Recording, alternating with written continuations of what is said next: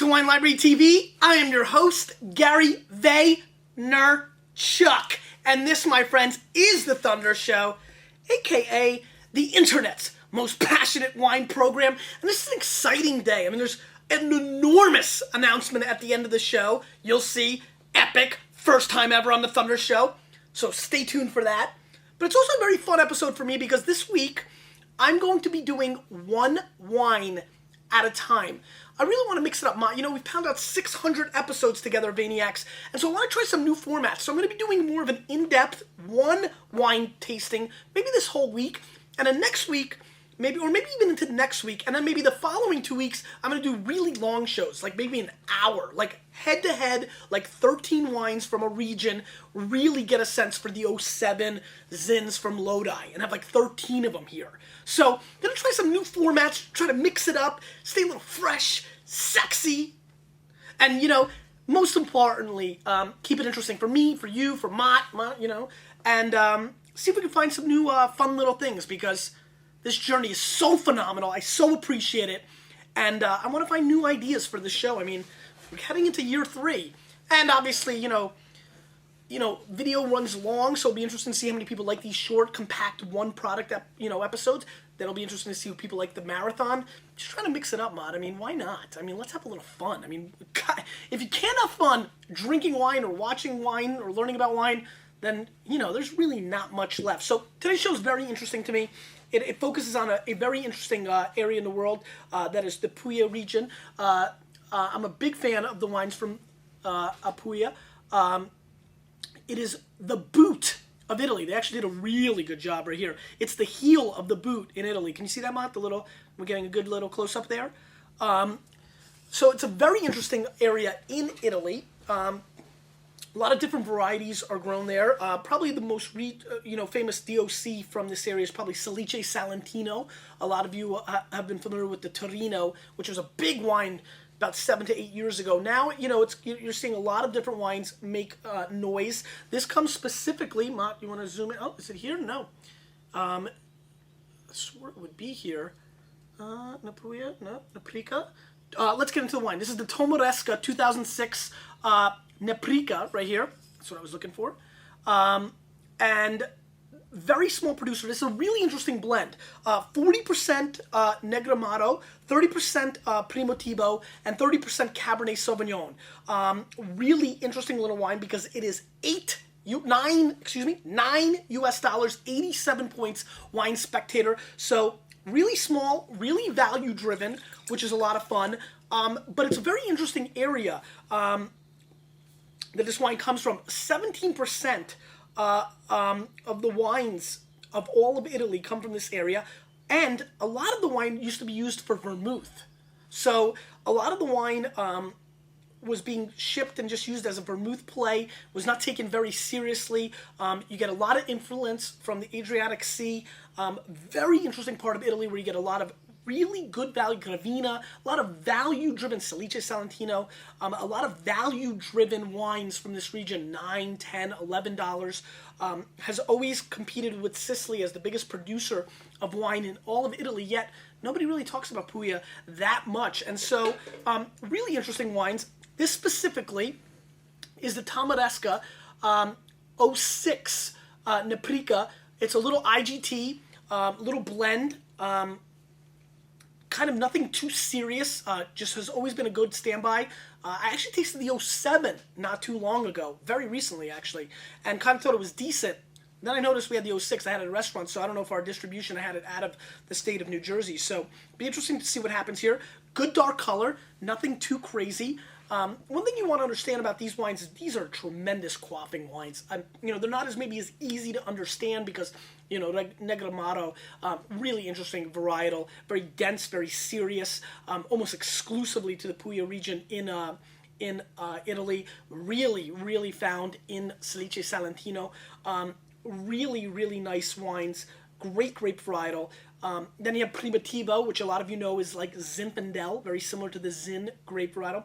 And then you got 30% Cabernet. So a lot of fooling around with blends. A lot of different wines come from this region are just really fun. To me, this is a fun play. I'm very curious to see how this is drinking.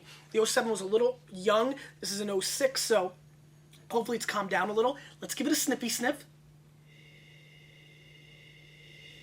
Great, interesting nose. Good black currant coming through right off the bat. Then I have a little subtle kind of like paprika kind of component. Little like little hint of pepper, like white pepper more than black pepper, if you can understand that. Not a lot of white pepper fans out there, Mott. I don't know, have you done a lot of white pepper in your life? You a white pepper guy? Yeah, I like white pepper. It's also quite floral.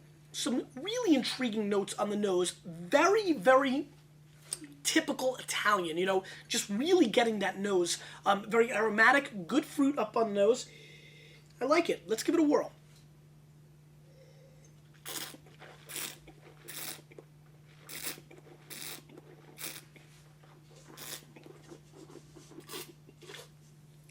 Now with these one-off episodes, we can really dip into this. Let's first start talking about the way you taste the wine, just for all you newcomers.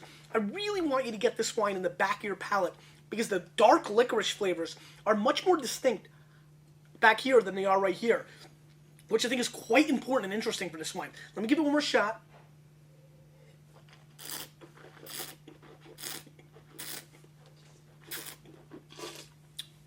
Very bitter, dark tannins, dark chocolate, good black currant in the mid palate, and then finishes quite nice and long.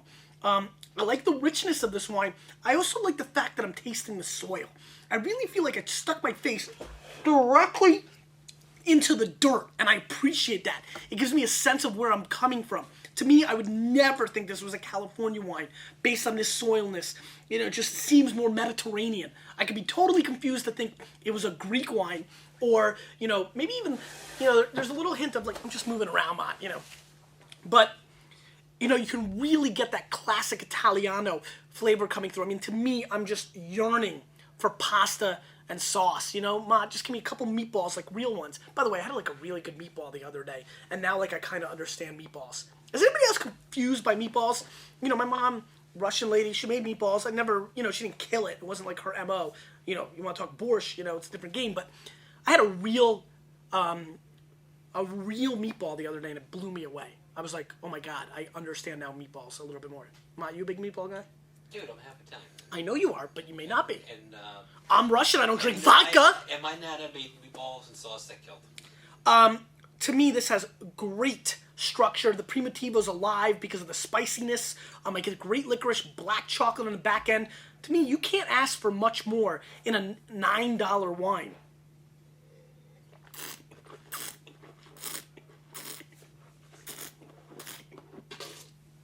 Very dry. Don't get it twisted. This is soil, licorice, and even tobacco-based more than blackcurrant or fruit. This is more of an earthy play.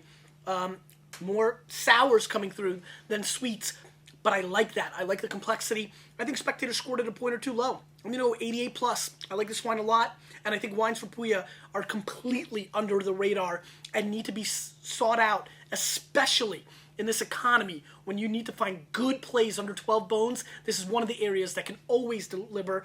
I picked the Torre because it is distributed by Chateau Ste. Michelle Wines, so you can find it all over the country. This should be a wine you can find, and if you find the 07, just decant it for a couple hours. It's a little bit more, a little bit tighter, a little higher on the acid. That's a scoop with that. Now, the massive announcement. I am honored with the privilege of asking Cynthia if she would marry Hago, who asked me to do the proposal on Wine Library TV. So Cynthia, your romantic husband has picked the Thunder Show to bring the thunder, and I hope right now you're crying and saying yes instead of saying, what? On Wine Library TV? I really, really hope you guys have, if you guys have half the marriage that Lizzie and I have, you're going to be obnoxiously happy. Question of the day. Have you gone to this area on your wine drinking experience? Have you tasted Italy's heel? Have you? Yes, no's. That's all it takes. And of course, if you're a yes, I expect to know which one. You, with a little bit of me, we are changing the wine world.